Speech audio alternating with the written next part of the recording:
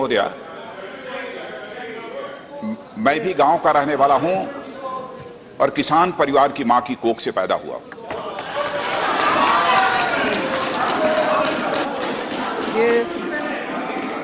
अभी इस सदन के सम्मानित सदस्य श्री राहुल गांधी जी ने यह कहा कि 2 रुपये का आलू जब उसकी चीज तैयार होती है तो 10 रुपये की दर से बिकती है। कम जानते हैं।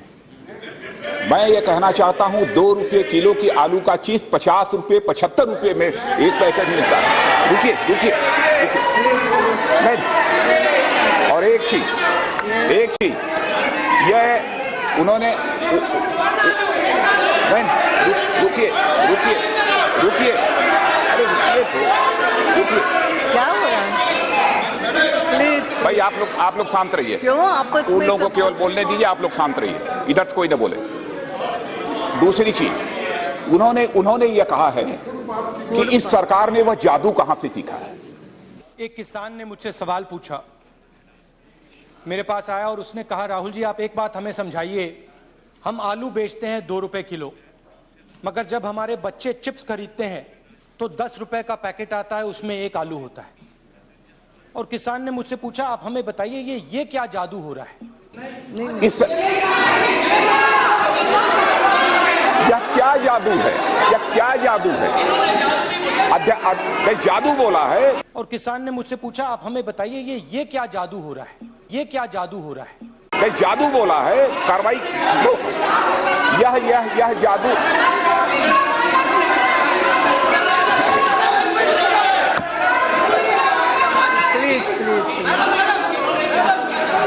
जादू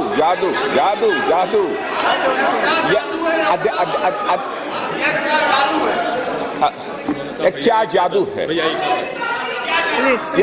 मैं अध्यक्ष महोदय कहना चाहता हूं, यह जादू हमारी सरकार ने इजाद नहीं किया है, बल्कि यह जादू इजाद यदि किसी ने किया है तो इनकी सरकार ने इजाद किया है, हमारी सरकार ने इसका इजाद नहीं किया।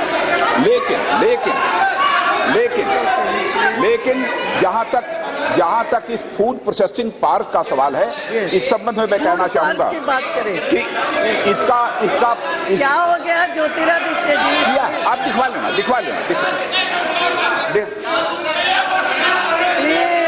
क्या जादू है?